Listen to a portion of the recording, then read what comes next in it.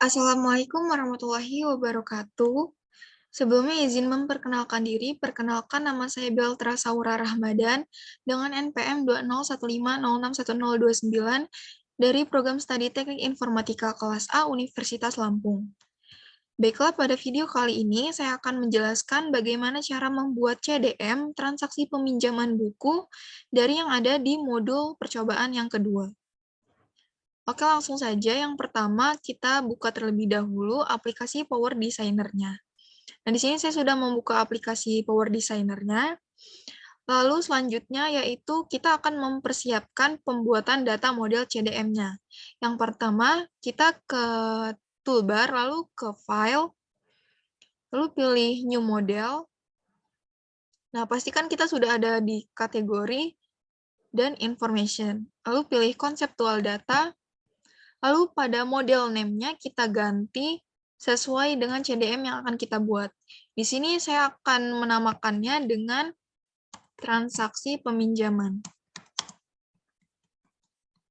Peminjaman buku. Oke.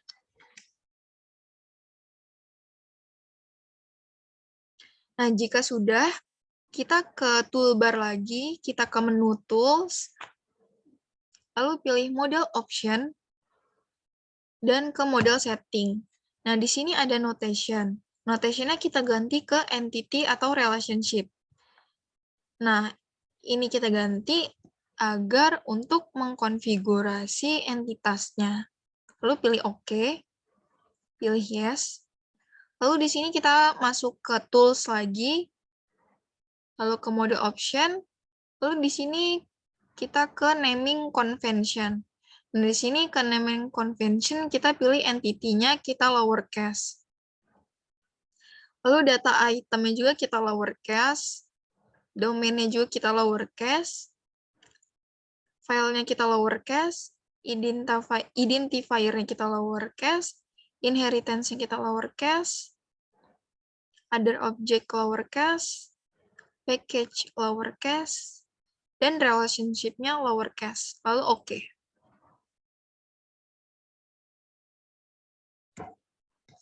Nah, di sini berarti kita sudah siap untuk membuat data model CDM-nya.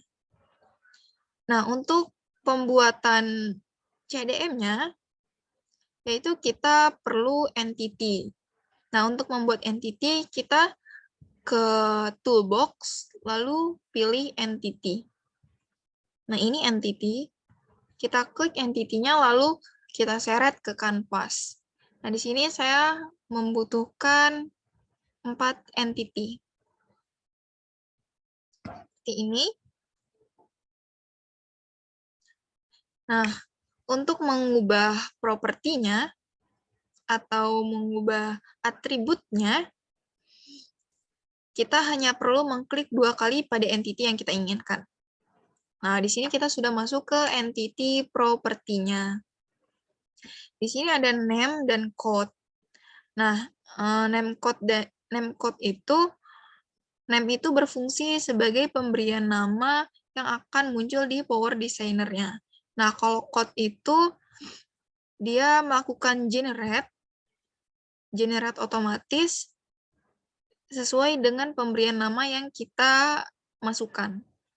Dan di sini saya akan membuat entitas yang pertama dengan nama buku. Di sini kodenya akan ikut sesuai namanya. Lalu untuk atributnya, di sini saya akan memasukkan atribut yang pertama, kode buku. Lalu atribut yang kedua yaitu judul buku. Atribut yang ketiga, pengarang. Atribut keempat, penerbit. Dan atribut yang kelima, tahun terbit. Nah, setiap atribut ini dia mempunyai tipe datanya. Untuk kode buku, itu tipe datanya integer. Jadi kita pilih yang di data, lalu kita klik. Nah, di sini ada data field gitu, kita klik. Lalu pilih integer. Lalu untuk judul buku, itu tipe datanya variabel karakter. Dengan length-nya itu 100.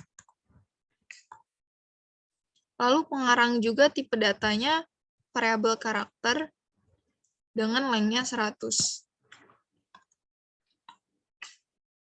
Penerbit juga tipe datanya variabel karakter dengan length-nya 50. Dan untuk tahun terbit, tipe datanya itu number. Dan length-nya 4. Nah, seperti ini. Lalu, untuk menentukan primary key-nya dan mandatory-nya, itu kita sesuaikan dengan yang ada di modul. Nah, pada entitas buku ini, primary key-nya itu berada di kode buku. Jadi, akan kita checklist yang di kode buku untuk primary key. Nah, kalau kita checklist primary key, maka otomatis mandatory-nya juga akan ikut terchecklist. Lalu untuk judul buku, itu dia mandatory juga. Nah, seperti ini, lalu pilih OK. Nah, ini saya sudah membuat satu entitas.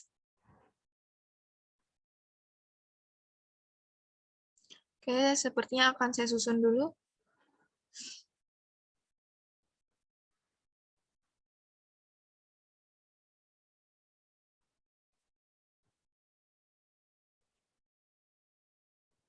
Saya susun seperti ini. Lalu selanjutnya untuk entitas kedua, saya akan memberi nama entitasnya yaitu transaksi peminjaman.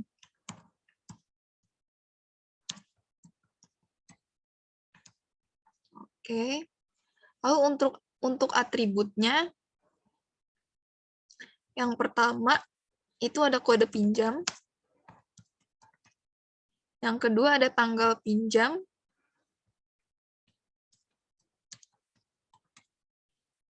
Yang ketiga itu ada tanggal kembali. Nah, seperti ini. Lalu untuk data field kode pinjam, untuk tipe data kode pinjam itu integer. Lalu untuk tipe data tanggal pinjam itu date. Lalu untuk tanggal kembali tipe datanya date.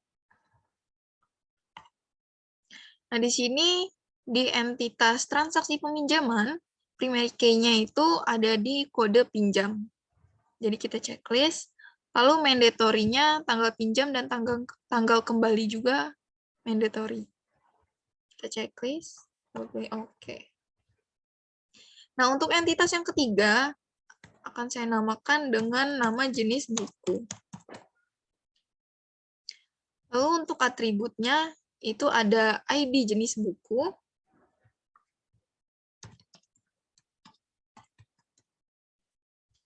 dan nama jenis buku.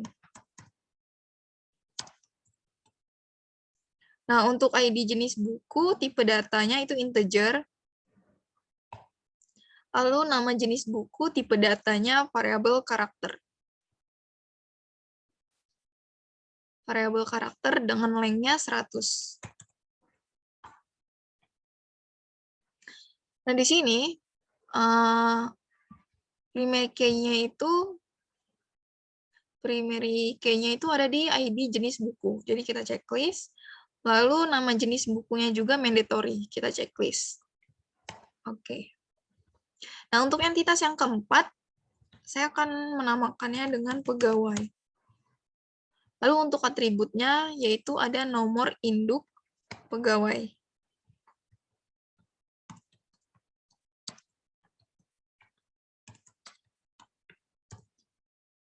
Untuk tipe datanya itu integer. Lalu primary key dan mandatory. Oke. Nah, di sini saya sudah membuat entitas untuk transaksi peminjaman buku.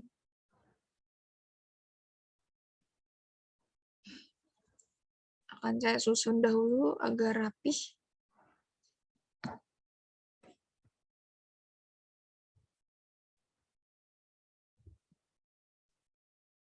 Oke, seperti ini. Lalu selanjutnya, kita akan masuk ke pembuatan domain. Jadi domain itu adalah salah satu cara agar memudahkan dalam pemilihan tipe data yang sama formatnya. Nah, bagaimana cara membuat domainnya? Caranya adalah dengan mengklik kanan pada objek browsernya. Nah, di sini objek browsernya itu kan di transaksi peminjaman buku. Jadi kita klik kanan, lalu kita pilih new, lalu kita pilih domain. Nah, sebagai contoh di sini saya akan buat domain dengan nama integer. Oke, lalu tipe datanya juga integer. Lalu pilih OK. Nah, domainnya sudah kita buat. Lalu domain itu akan bisa kita gunakan. Nah, bagaimana cara menggunakan domain yang sudah kita buat tadi? Nah, untuk menggunakannya, caranya buka entitas yang kita inginkan, lalu kita masuk ke tab atribut, lalu pilih atribut mana yang mau kita ubah domainnya, gitu. Yang mau kita tambahkan domainnya. Kita gunakan domainnya. Di sini saya akan menggunakan atribut kode buku untuk menggunakan domainnya. Nah, ini integer. Jadi integer ini adalah domain yang sudah kita buat tadi. Jadi kita pilih integer, lalu pilih OK. Nah, maka akan berganti seperti ini. Lalu untuk transaksi peminjaman juga akan saya ubah domainnya pada atribut kode pinjam. Saya ubah domainnya integer. Lalu untuk jenis buku juga saya ubah domainnya jadi integer. Lalu pegawai juga saya ubah domainnya integer. Nah, jadi sini saya sudah membuat domain pada entitasnya. Lalu selanjutnya yaitu pemberian relasi antar entity-nya. Jadi bagaimana cara pemberian relasi antara entity-nya? Jadi yang pertama itu kita pilih pada toolbox, pilih relationship ini. Kita pilih, lalu kita seret ke kanvas, lalu arahkan ke entitas induk ke entitas anaknya. Nah, jadi di sini misalnya saya dari entitas buku ke entitas transaksi peminjaman. Oke.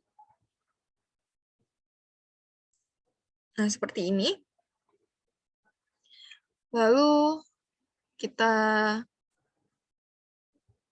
tambahkan relasi lagi dari entitas buku ke entitas jenis buku.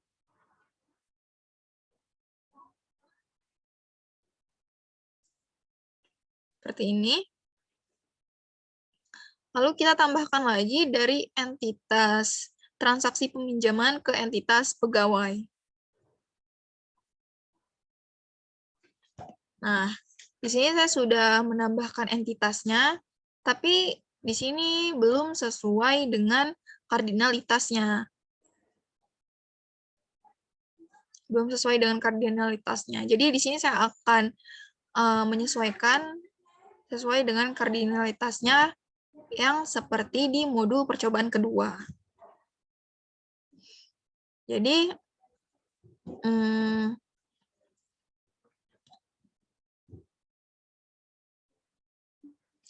dari entitas buku ke entitas transaksi peminjaman, itu kita klik 2 kali relasinya, lalu kita ganti nama dan kodenya. Di sini namanya akan saya ganti dengan transaksi pinjam.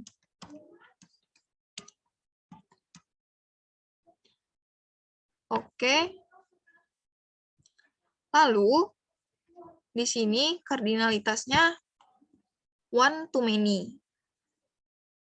Lalu, dependennya kita checklist. Lalu pilih OK. Seperti ini. Lalu untuk relasi dari buku ke jenis buku, kita ganti juga dengan nama relasinya, yaitu jenis buku.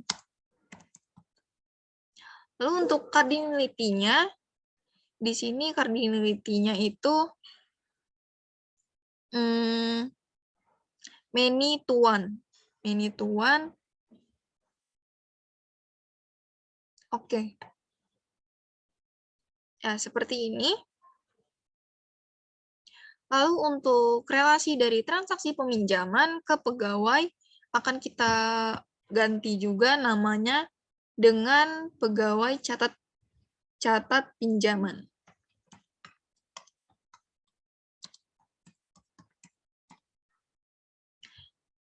Lalu untuk kardinalitasnya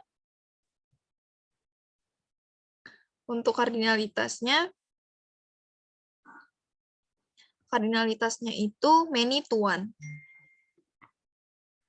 Lalu dependent,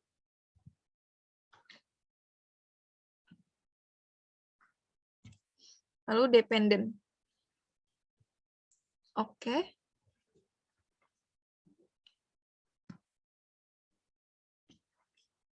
Nah, seperti ini. Oh, untuk yang jenis buku tadi, saya kurang menambahkan kardinalitasnya di mandatory. Mandatory di jenis buku. Nah, seperti ini. Oke, jadi di sini saya sudah membuat CDM transaksi peminjaman buku yang sesuai dengan di modul percobaan kedua. Seperti ini. Oke, baiklah. Mungkin itu saja yang dapat saya jelaskan dan saya sampaikan. Kurang lebihnya saya mohon maaf. Kepada Allah, saya mohon ampun. Saya akhiri. Wassalamualaikum warahmatullahi wabarakatuh.